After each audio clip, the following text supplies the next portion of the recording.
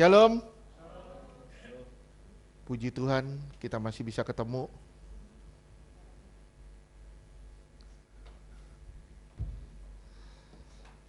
Satu keyakinan saya, karena Tuhan menyertai kita. Tanpa Tuhan hancur kita. Benar, kita nggak bisa bikin apa-apa. Tapi bersama Tuhan kita cakap menanggung segala perkara.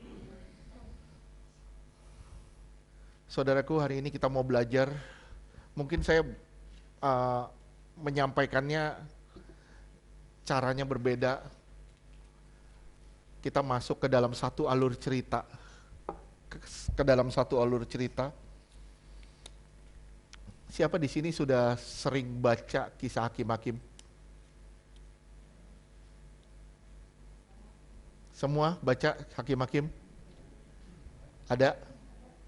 Saudara perhatiin di pasal 17 sampai 21 itu ada yang berbeda.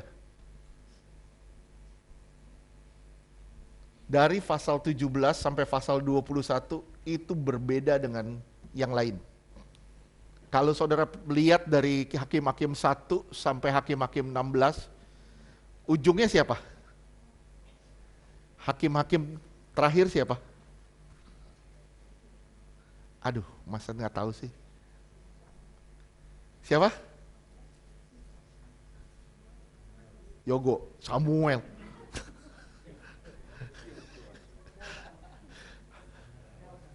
Hakim-hakim terakhir siapa? Hakim terakhir siapa? Ya ampun, masa nggak ada yang tahu.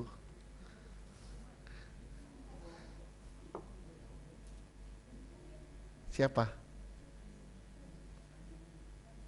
Ini Bu Ati ya? Saya kira artis siapa gitu ada. Siapa hakim terakhir? Stefania.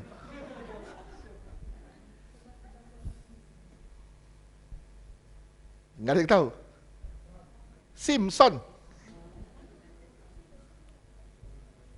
Simpson. Hari ini kita belajar bagian tergelap dari hidup manusia. Judul khotbah hari ini, ketika Tuhan tidak lagi dijadikan raja. Saat Tuhan tidak lagi dijadikan raja. Sorry, maaf ya, saya ngomong ya. Banyak orang ke gereja. Hari Minggu orang ke gereja. Orang beribadah. Tapi sorry, maaf. Enggak semua orang menjadikan Tuhan sebagai raja. Enggak semua orang menjadikan Tuhan itu sebagai raja. Nah, saudara akan lihat di sini bagian tergelap dari hidup manusia. Boleh saya ngomongnya sedikit ya? Bahkan ada satu orang sampai pernah ngomong gini, satu teolog pernah ngomong gini. Hakim-hakim 17 sampai 21 ini tidak layak dibagikan ke anak sekolah minggu. Kenapa? Ini sisi yang sangat kotor, ini sisi yang sangat gelap. Sangat gelap dari hidup manusia. Tapi sayangnya banyak orang tidak menyadari ketika dia tidak menjadikan Tuhan sebagai raja. Ketika dia tidak menjadikan Tuhan sebagai raja, saudara tidak menyadari sebenarnya orang itu sedang hidup di dalam kegelapan. Dan orang itu sedang berjalan menuju kehancuran. Hakim terakhir itu Simpson. Itu saudara bisa ketemu di penutupnya di Hakim-Hakim 16. Tapi aneh, dia masuk dalam bagian hakim-hakim. Tapi lucunya di pasal 17 sampai 21 itu tidak ada hakim sama sekali. Enggak ada satupun hakim. Ini berbeda sekali. Dari semua bagian hakim-hakim, kita lihat. Intinya begini, Israel ditindas, Israel berseru, Tuhan kirim hakim. Oke? Begitu sistem kerjanya begitu. Israel ditindas, Israel berseru, muncul hakim.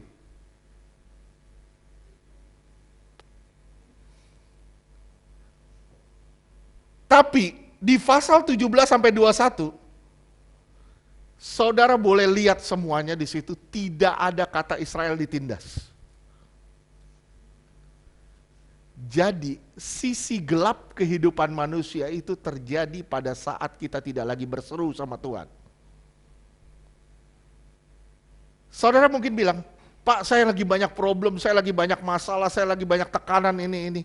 Saya cuma bilang bersyukurlah dengan masalah yang ada. Kenapa? Dengan masalah itu menggiring saudara kepada Tuhan.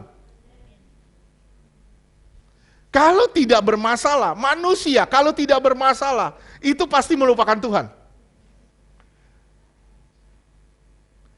Jangan pernah ngomong deh, wah Pak, kalau saya sampai begini, saya sampai diberkati, wah saya akan cari Tuhan mati. Enggak, bohong itu. Bohong, itu kata dusta. Itu bluffing belaka. Kenapa? Lu susah aja lu gak cari Tuhan. Bagaimana lu diberkati? Lu lupa sama Tuhan. Nggak mungkin. Kalau mau dari susah cari Tuhan. Kenapa? Ketika engkau diangkat, engkau dipakai Tuhan, gitu aja. Tidak ada kata Israel ditindas. Dan tidak ada hakim sama sekali di Israel. Di Hakim-Hakim 17 sampai 21 itu tidak ada hakim sama sekali. Artinya apa? Mereka dalam posisi aman. Israel dalam posisi aman. Di posisi aman, Israel tidak cari Tuhan. Pada saat posisi saudara dan saya aman, semua serba baik-baik, kita lupa sama Tuhan. Yang kita cari apa? Yang kita cari kan Shopee, Tokopedia, Lazada, TikTok yang kita cari. Kita nggak pernah cari Tuhan. Sorry, maaf ya. Saat ini saya cuma bilang, sorry, maaf. Dulu Tuhan pernah digantikan sama Instagram. Tanpa sadar, kekristenan sekarang, Tuhan sudah diganti sama TikTok. Tuhan udah ganti sama TikTok. Kenapa? TikTok sudah menjadi Tuhan. Betul. Banyak orang begitu terikatnya sama TikTok, begitu terikat sama sosial media, sampai gak ada waktu buat Tuhan. Yang sebenarnya itu yang terpenting, cari Tuhan. Kita lupa sama Tuhan. Di posisi aman, Israel tidak cari Tuhan. Hal ini ditandai dengan frasa yang berulang. Ada kata-kata yang berulang di Hakim-Hakim 17 sampai 21. Israel melakukan apa yang jahat di hadapan Tuhan. Dan mereka berbuat apa yang menurut mereka benar. Dan tidak ada raja di Israel. Tidak ada lagi raja di Israel. Saudara bisa lihat 17 ayat 6. Hakim-Hakim 17 ayat 6. Hakim-Hakim 17 ayat 6. Pada zaman itu tidak ada raja di antara orang Israel. Setiap orang berbuat apa yang benar menurut pandangannya sendiri. Setiap orang berbuat apa yang benar menurut pandangannya sendiri. Nggak ada aturannya. Berapa banyak orang Kristen hidup seperti ini? Nggak ada aturannya. Suka-suka, semau-mau sendiri. Nggak ada persekutuan dengan Tuhan, nggak ada hubungan dengan Tuhan. Maaf, saya bilang, saya melayani beberapa teman, hamba-hamba Tuhan, maaf, sampai saya bilang gini, bagaimana dengan jam doa kamu? Dia bilang, saya sedang menjauh Pak, saya jauh, saya melakukan rutinitas belaka, tapi saya tidak punya hubungan yang spesial dengan Tuhan. Belum lama ini saya ngobrol sama beberapa hamba Tuhan, dia sampai bilang gini, saya tanya gini, bagaimana dengan firman? Firman hanya sebagai hanya pelengkap untuk saya berkhotbah. Ini kan bahaya. Makanya saya dorong saudara terus. Dua hal ini sangat penting. Satu, hubungan, dua, firman. Kalau saudara nggak punya hubungan dengan Tuhan, saudara nggak pernah bisa berubah. Dan kalau saudara nggak pernah baca firman, nggak pernah berhubungan dengan firman, saudara pun tidak pernah bisa berubah. Sampai kapanpun. Hakim-Hakim 18 ayatnya ke-1.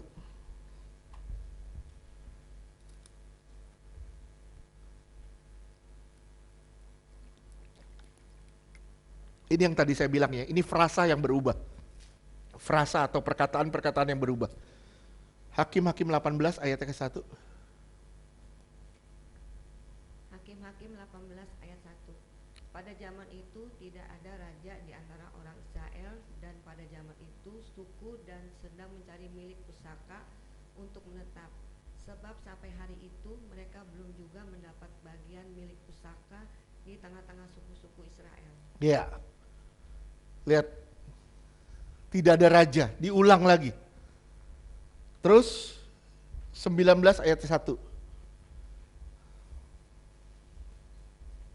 Hakim-Hakim 19 ayat 1. Terjadilah pada zaman itu ketika tidak ada raja di Israel, bahwa di balik penggunungan Efraim ada seorang Lewi tinggal sebagai pendatang. Ia mengambil seorang gundik dari Bethlehem, Yehuda. Oke, 21. Hakim-Hakim 21 ayat 35. Hakim-Hakim 21 ayat 1. Ayat 35.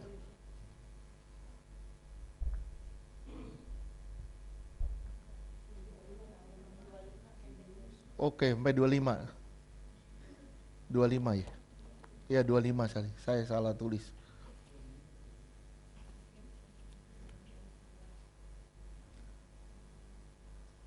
Iya, itu dia.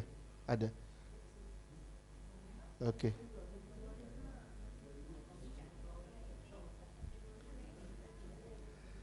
Ya, oke, baca deh. Nggak apa-apa.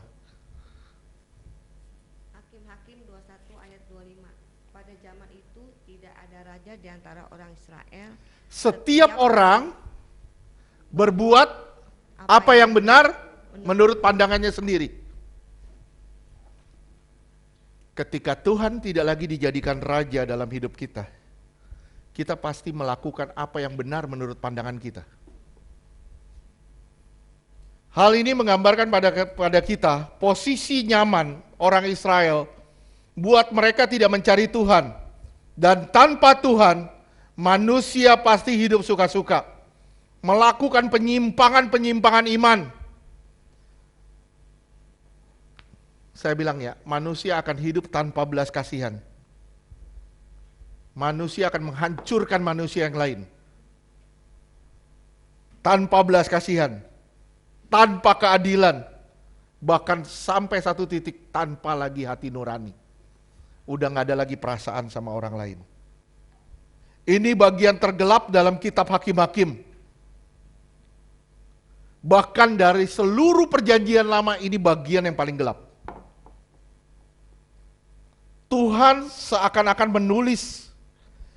menuliskan kepada Israel. Israel dibiarkan sendiri tanpa bangsa asing. Lihat ya, Israel seakan-akan dibiarkan sendiri, nggak ada bangsa asing. Israel tuh kalau ada bangsa asing baru dia berseru cari Tuhan. Di Hakim-Hakim 17 ini sepertinya dibiarin sendiri. Nggak ada bangsa asing. Dan dibiarkan seakan-akan tanpa masalah. Dan di situ terjadi, di situ dibuktikan Israel begitu rusak. Saya bilang bahkan kalau saudara nanti belajar, saudara akan lihat betapa mengerikannya hidup mereka. Betapa mengerikan hidup mereka.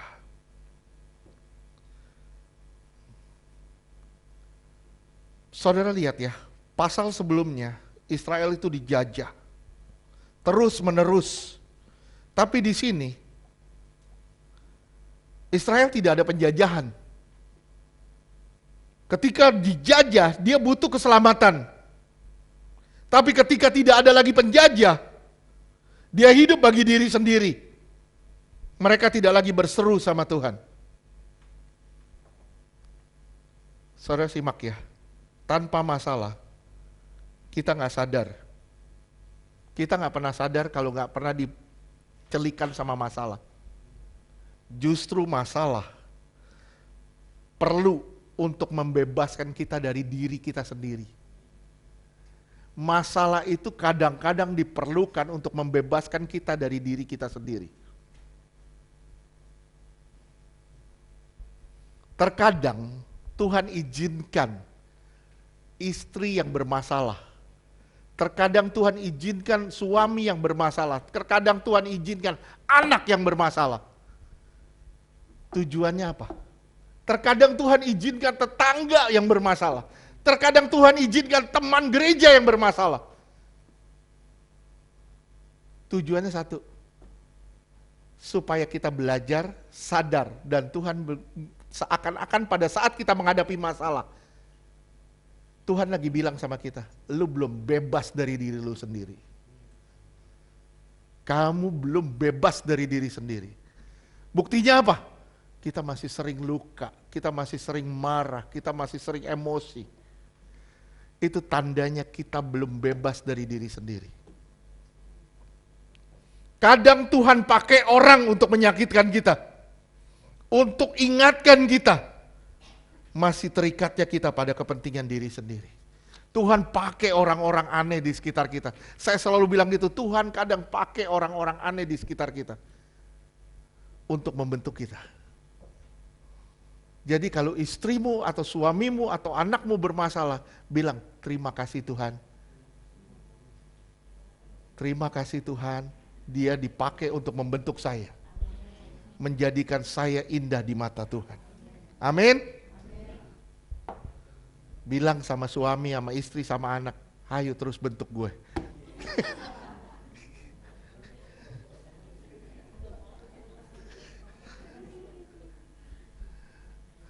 Ya, belajar satu hal, kita belajar.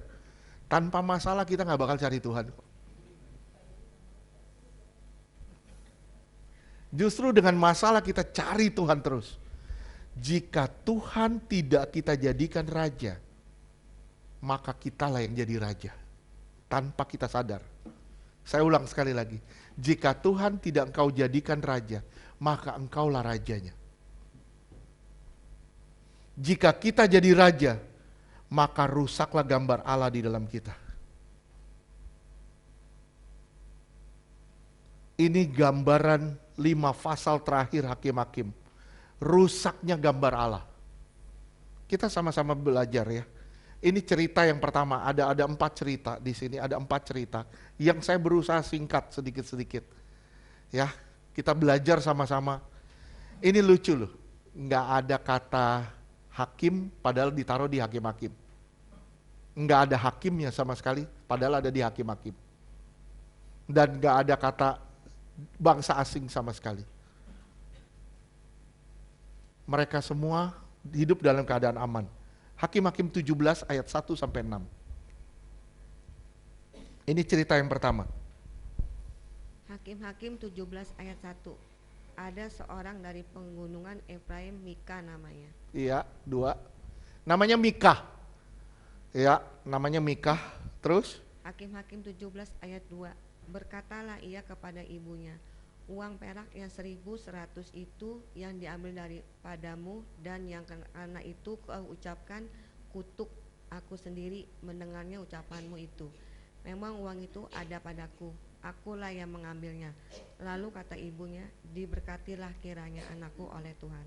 Lihat. Sampai sini kita belum ngelihat sesuatu yang salah. Ya. Jadi gini, Mika curi uang mamanya. 1.100 uang perak. Dia curi. Mamanya ngutuk, siapa yang ngambil? Jalannya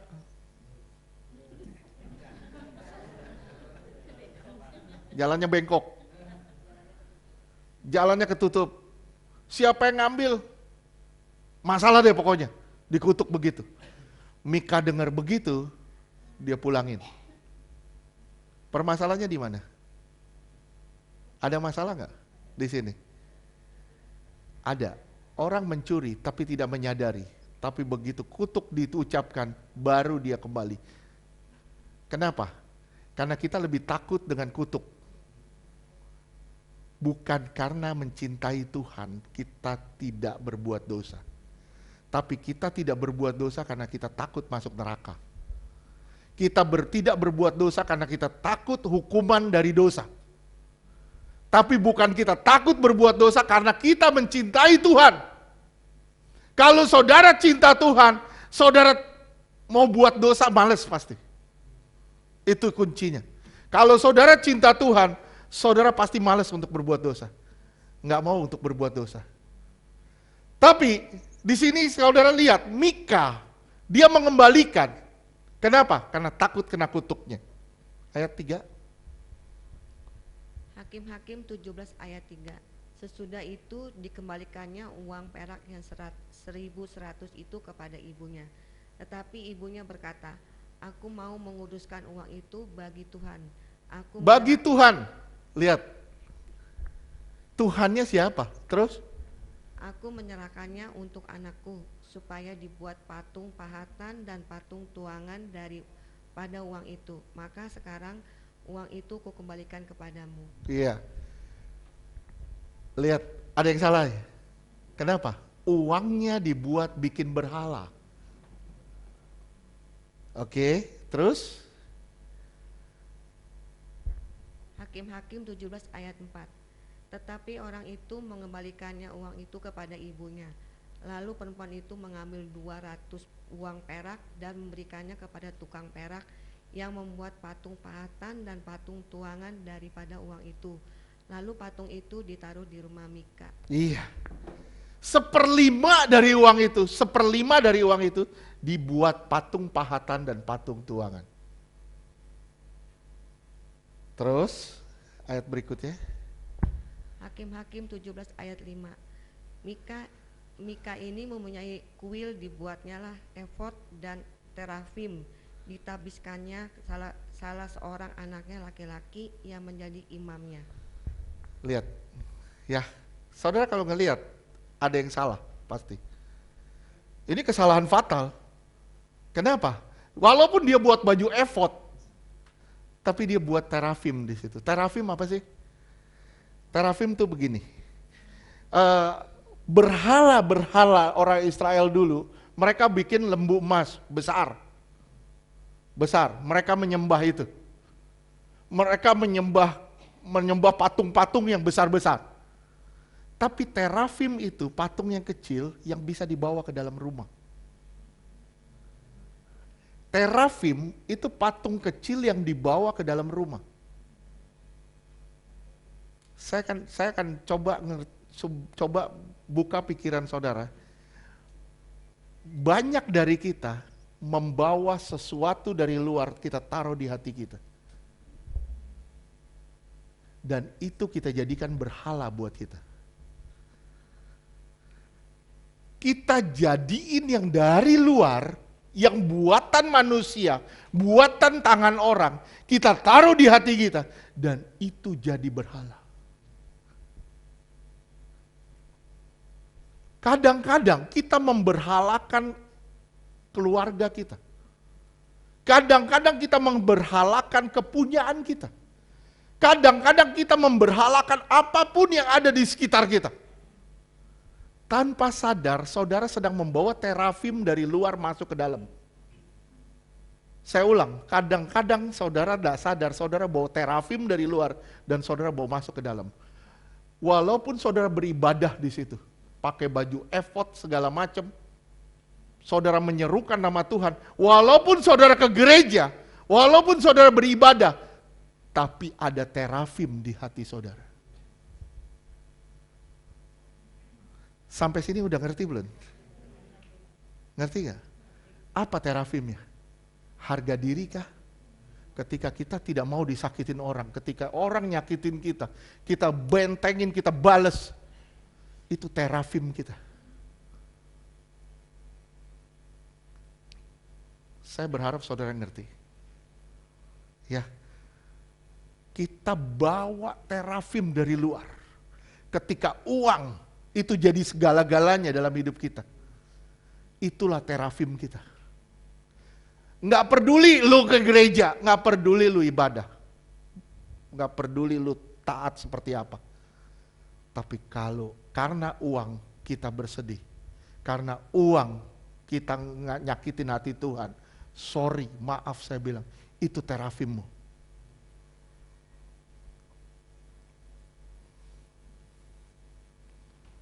Karena orang di sekitar kita nyakitin hati Tuhan. Sorry, maaf saya bilang, itu terafimmu. Dan kau sedang membawa itu ke dalam hatimu.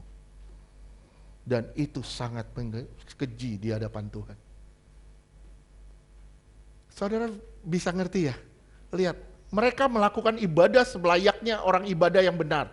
Mereka pakai baju efod, mereka ada imamnya, tapi sayang, ada terafimnya. Kita layaknya ibadah minggu ke gereja, kita nyembah Tuhan, angkat tangan, kita nangis-nangis, tapi adakah terafimnya di hati kita? Waduh, itu bahaya luar biasa. Jangan jadikan yang fana itu sebagai terafimmu. Saya ulang ya, jangan jadikan yang fana itu terafimmu, tapi jadikan Allah itu sebagai rajamu.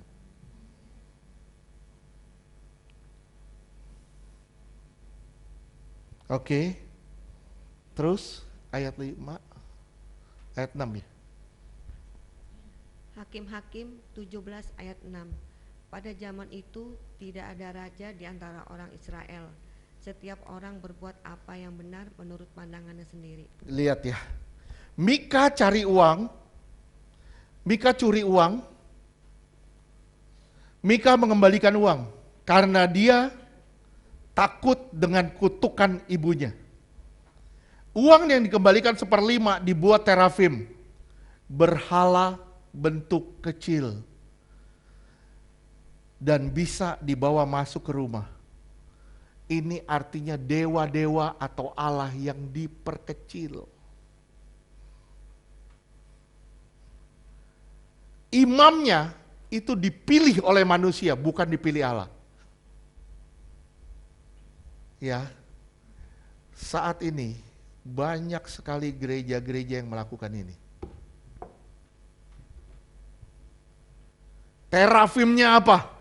Terafimnya gedung yang mewah. Terafimnya apa? Terafimnya orang-orang yang berkompeten melayani. Musiknya, sampai saya pernah ketemu sama satu hamba Tuhan, dia bilang, Pak, di sini soundnya itu first class. Sound systemnya itu first class. Sampai dia bilang, kursinya saya beli yang terbaik. Serem, itu terafimnya, tanpa sadar.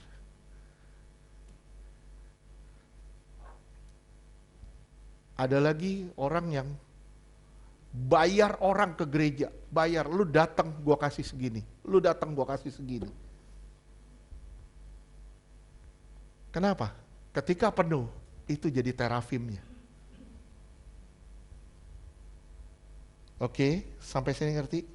Imamnya dipilih oleh manusia. Ayat 7. Hakim-Hakim 17 ayat 7. Maka ada seorang muda dari Betlehem Yehuda, dari kaum Yehuda, ia seorang Lewi dan tinggal di sana sebagai pendatang. Lihat, orang tinggal di sana sebagai pendatang. Terus? Hakim-Hakim 17 ayat 8.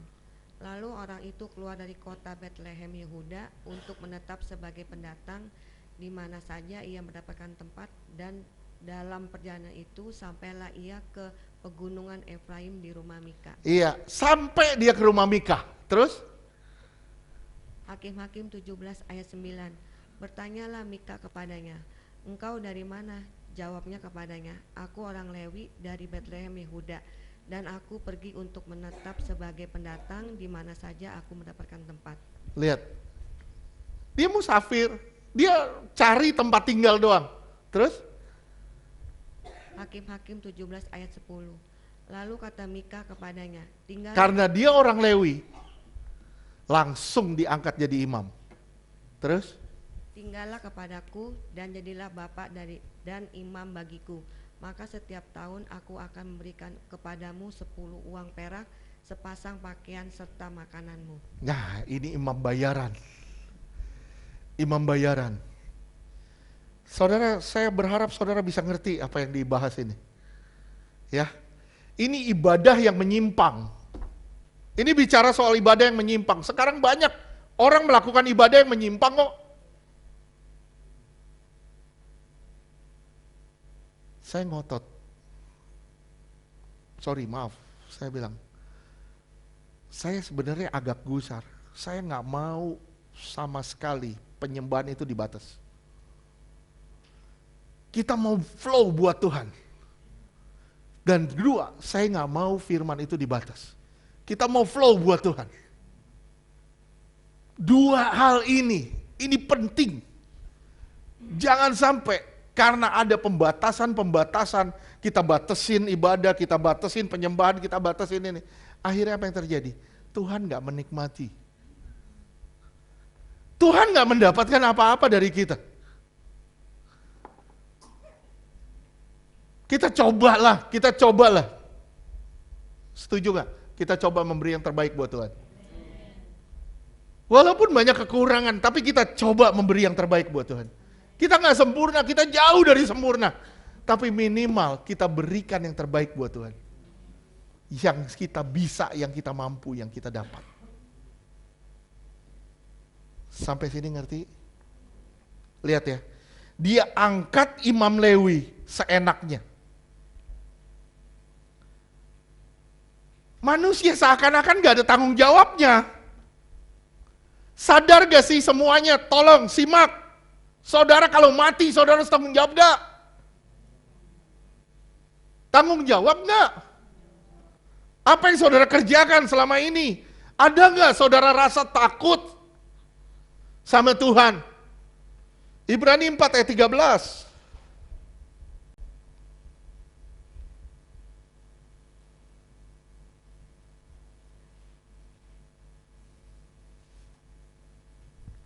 Ibrani 4 ayat 13. Dan tidak ada suatu makhluk pun yang tersembunyi di hadapannya, sebab segala sesuatu telanjang dan terbuka di depan mata Dia. Ya. Yang kepadanya kita harus memberikan pertanggungjawab. Semua kita di sini harus tanggung jawab. Permasalahannya kalau saudara dipanggil setelah ini, setelah ibadah selesai, saudara dipanggil atau saya dipanggil setelah ibadah selesai, bagaimana tanggung jawab kita? Kita seakan-akan masih hidup, masih lama, kita nggak mempersiapkan untuk sesuatu di balik kubur. Seakan-akan semua masih jauh. 1 Petrus 4 kalau tidak salah, mudah-mudahan benar. 1 Petrus 4 ayat 5. 1 Petrus 4 ayat 5. Tetapi mereka harus memberi pertanggungjawab kepada Dia yang telah siap sedia menghakimi orang yang hidup dan yang mati. Dia sudah siap menghakimi kita. Kita harus bertanggung jawab sama Dia. Permasalahannya gimana? Kitanya udah siap belum? Ayat 4. Mundur 1 ayat. 1 Petrus 4 ayat 4. Sebab itu mereka heran bahwa kamu tidak turut mencemplungkan diri bersama-sama mereka di dalam kubangan ketidaksenonohan yang sama, dan mereka memfitnah kamu. Lihat, saudara dan saya tidak mencemplungkan diri pada dosa mereka. Tidak masuk di dalam dosa-dosa mereka. Kenapa? Karena saudara sadar ada pertanggungjawaban di balik kubur. Ada sesuatu yang harus kita pertanggungjawabkan. Saudara bayangin, saudara nih banyak di sini orang kantoran. Kalau saudara harus bertanggung jawab, saudara diberi tugas dan saudara harus bertanggung jawab hari H, saudara harus tanggung jawab. Bagaimana? Deg-degan nggak?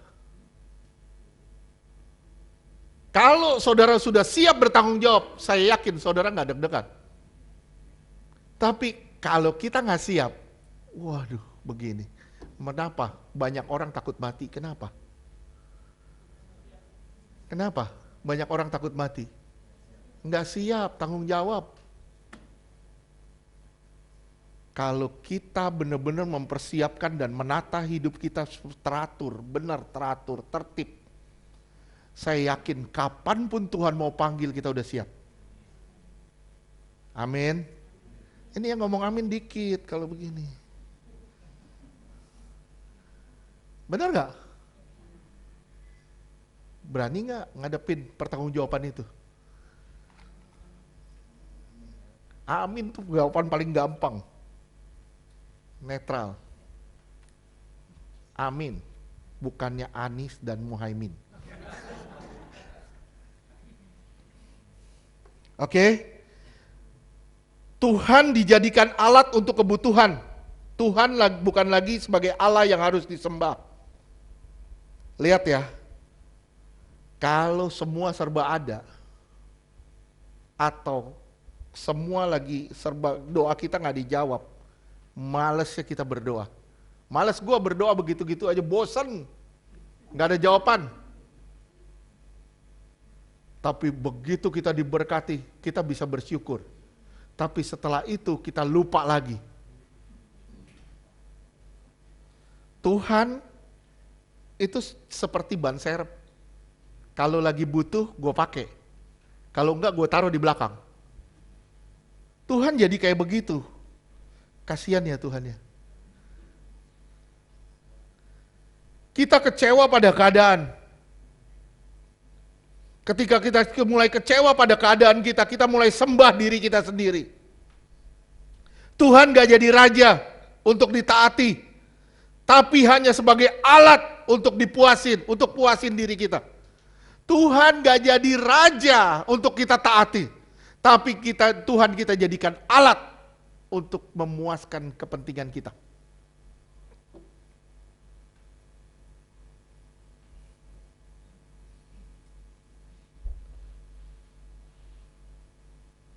Tuhan kita perkecil,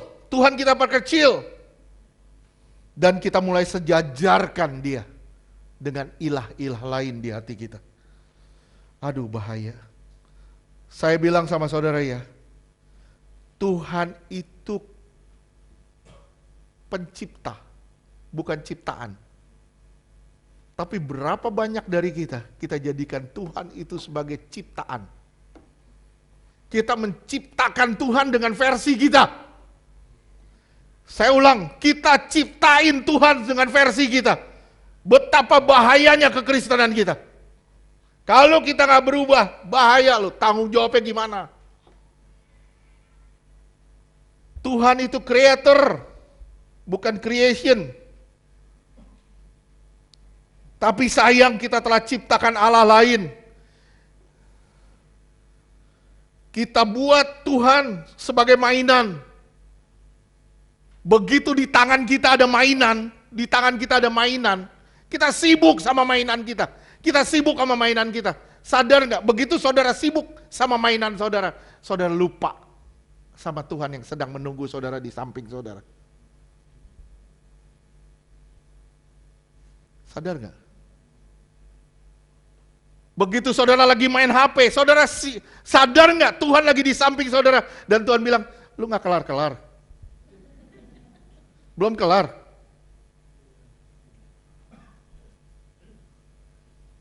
Nggak selesai-selesai lu.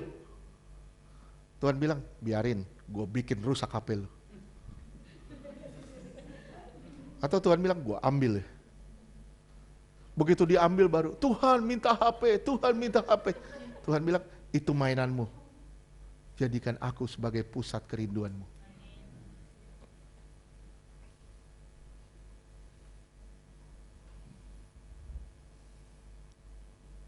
Kita sibuk sama mainan kita. Kita lupa sama Tuhan. Roma 14 ayat 7 sampai 9.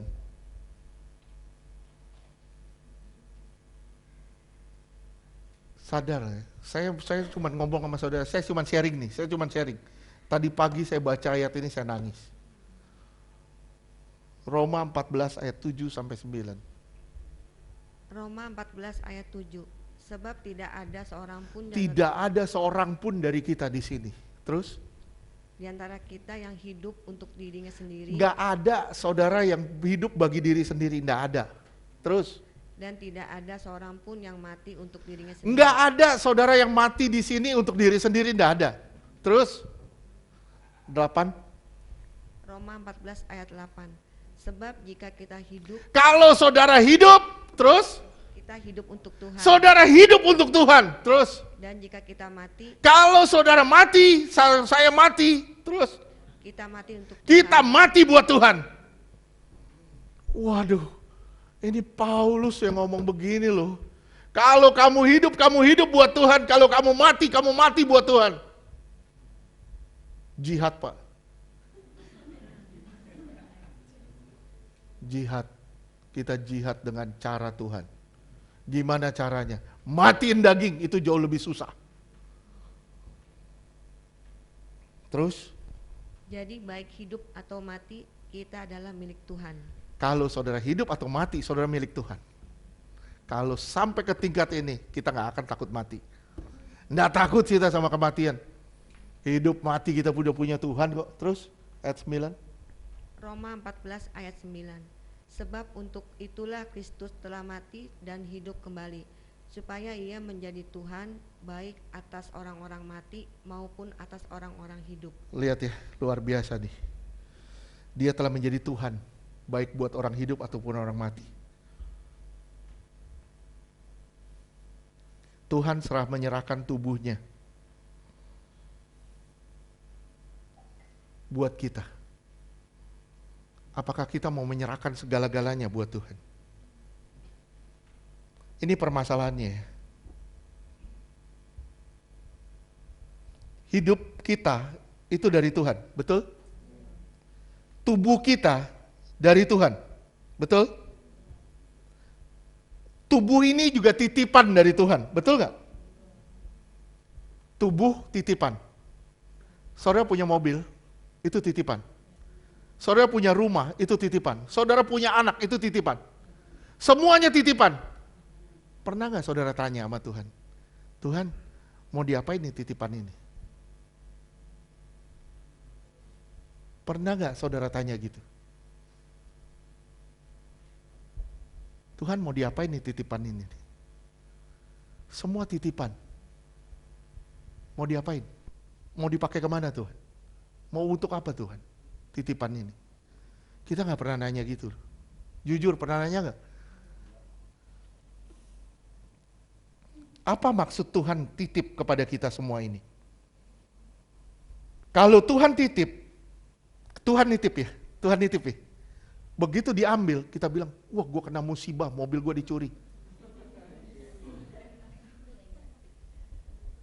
Gue kena musibah, mobil gue dicuri. Saya bilang, woi sadar itu titipan. Titipan Tuhan mau ambil, itu titipan. Jangan pernah bilang itu musibah. Halo? Ngerti gak? Tepok jidat kita kan? Matius 6 ayat 25.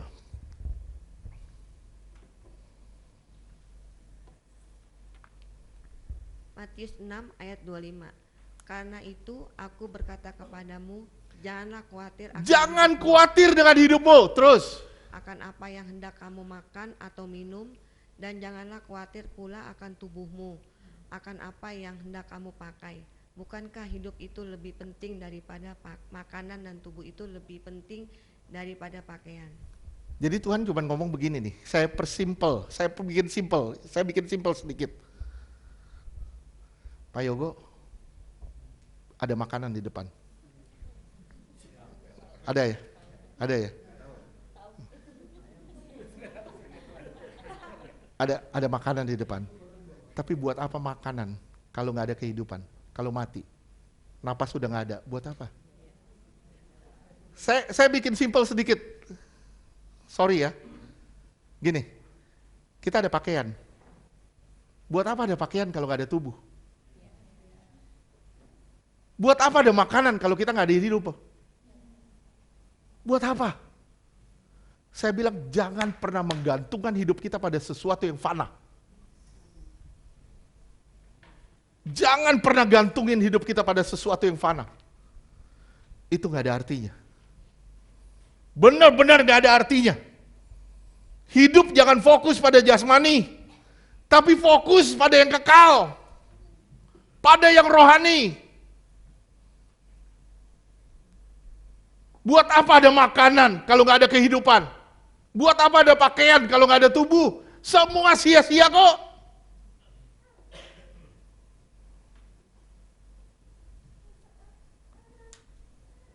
Sampai sini bisa ngerti? Udah hampir 1 jam ya, Ri. Berapa lama? Saya yakin ini nggak selesai. Saya akan, nggak apa-apa ya bersambung ya. Daripada saya terburu-buru. Cerita kedua. Itu cerita pertama, masalah terafim. Sekarang kita masuk cerita kedua. Hakim-Hakim 18, ayat 1 sampai 5. Hakim-Hakim 18 ayat 1. Pada zaman itu tidak ada raja di antara orang Israel, dan pada zaman itu suku dan sedang mencari milik pusaka Ya, untuk menetap. orang-orang Dan ini, orang-orang Dan lagi cari milik pusakanya. Mereka nggak ketemu tempat untuk mereka tinggal, mereka diusir, mereka jadi nomaden. Oke, terus? Sebab sampai hari itu mereka belum juga mendapat. Belum diganti, 1 dulu. 18 ayat 1, belum selesai tadi. Belum juga mendapat bagian milik pusaka di tengah-tengah suku-suku Israel. Iya, semua udah dapat bagian dan nggak dapat. Terus ayat 2. Hakim-Hakim 18 ayat 2.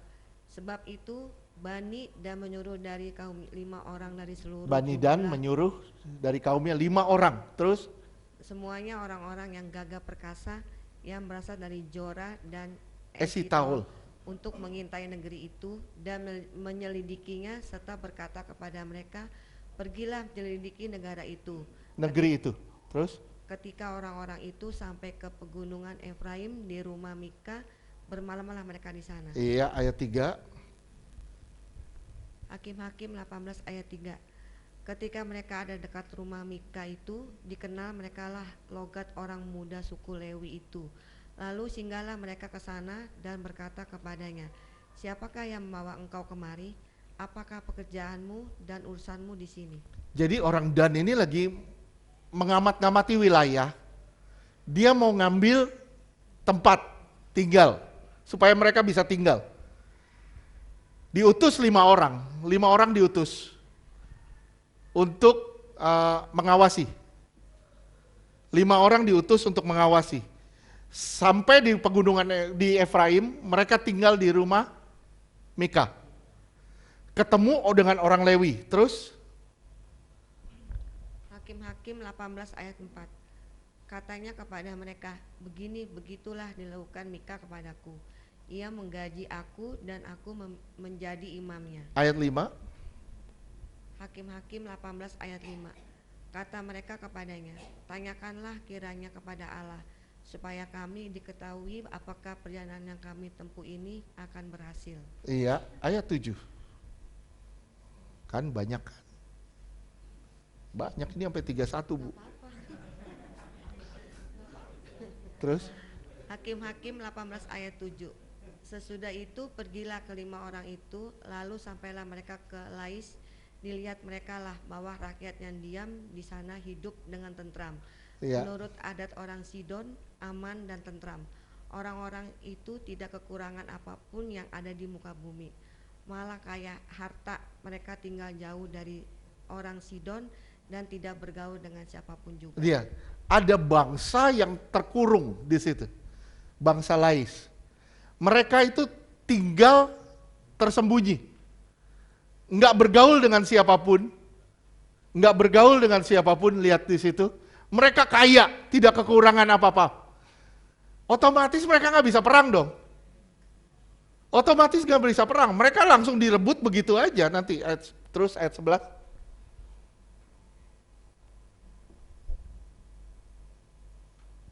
Hakim-Hakim 18 ayat 11. Lalu berangkatlah dari sana, dari Nah, Jorah. setelah dapat kabar dari 5 orang ini, berangkat 600 orang. Terus? Dari Jora dan Esitol 600 orang dari kaum suku dan diperlengkapi dengan senjata. Terus 12. Hakim-Hakim 18 ayat 12.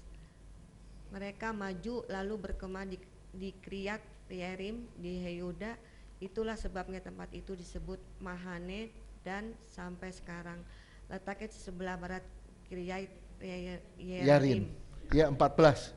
Ini kita belajar dari satu kisah ya. Yang tadi saudara udah nyimak ya. Ketika Tuhan kita tidak jadikan raja, ketika ada terafim masuk ke dalam kita, ketika ada berhala lain di dalam kita. Lihat, di situ puncak kemundurannya. Terus lanjutkan. Hakim-Hakim 18 Ayat 14. 14 kembali ya. Hakim-Hakim 18 ayat 14. Lalu berbicaralah kelima orang yang telah pergi mengintai daerah Lais itu. Katanya kepada saudara-saudara sesukunya, tahukah kamu bahwa dalam rumah-rumah ini ada efod, terafim, patung pahatan dan patung tuangan. Oleh sebab itu, insafilah apa yang akan kamu perbuat. Lihat, 600 orang ini dikasih kabar sama 5 orang ini, tuh di rumah itu ada efod, ada terafim, ada patung tuangan, ada patung pahatan dan patung tuangan. Bahkan ada imamnya. Terus lanjutkan 15. Hakim-Hakim 18 ayat 15. Kemudian mereka menuju ke tempat itu, lalu sampai di rumah orang muda suku Lewi itu, di rumah Mika, dan menanyakan apakah ia selamat. Oke, terus 18. Hakim-Hakim 18 ayat 16.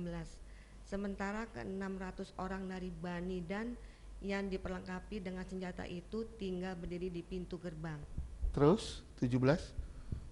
Hakim-Hakim 18 ayat 17. Saya cuma bahas sampai 21 dulu ya. Karena habis ini ada penyerahan anak. Harus ada penyerahan anak. Jadi saya nggak bisa terlalu panjang. Karena ini masih panjang sampai Hakim-Hakim 21. Terus? Maka kelima orang yang telah pergi mengintai negeri itu berjalan terus masuk ke dalam, lalu mengambil patung pahatan efod, terafim, dan patung tuangan itu. Adapun imam itu berdiri di pintu gerbang bersama-sama dengan ke-600 orang yang dilengkapi dengan senjata itu. Nih lihat ya, apa yang terjadi? Diambil semua perlengkapan ibadahnya, semua diambil, dilucuti. Termasuk imamnya diambil. Imamnya dibilang gini, lu kan dibayar, gue bayar lu lebih tinggi. Dibayar lebih tinggi, dia ngikut. Saudara bisa nyimak apa yang masalah di sini. Dimulai dari penyembahan berhala. Begitu penyembahan berhala, begitu ada berhala di hati kita, tanpa sadar Tuhan sudah keluar dari kita. Begitu Tuhan sudah keluar dari kita mulai dilucuti. Kita dirampok, ditelanjangi sama kuasa gelap. Kita dipretelin sama kuasa gelap. Semua yang ada pada kita diambil sama kuasa gelap. Ya, semua yang ada padamu tidak akan bisa bertahan padamu. Semua akan diambil satu persatu daripadamu. Kenapa? Karena sebenarnya ada berhala di dalam hatimu. Dan itu kamu harus sadari. Kalau kamu gak berubah, kalau kamu diamin berhala itu, kamu akan ditelanjangi lebih lagi. Terkadang Tuhan mengizinkan sesuatu terjadi supaya saudara dan saya belajar dari keadaan. Belajar dari keadaan kita. Engkau akan diambil semuanya, habis-habisan lo. Dibikin sama roh jahat habis-habisan. Kenapa? Kuping lu terlalu peka, terlalu gak denger, terlalu nutup kuping dari suara Tuhan. Hati kita begitu tebel dari suara Tuhan. Akhirnya semuanya diambil. Mika bisa buat apa? Minggu depan kita bahas. Amin. Tuhan berkati.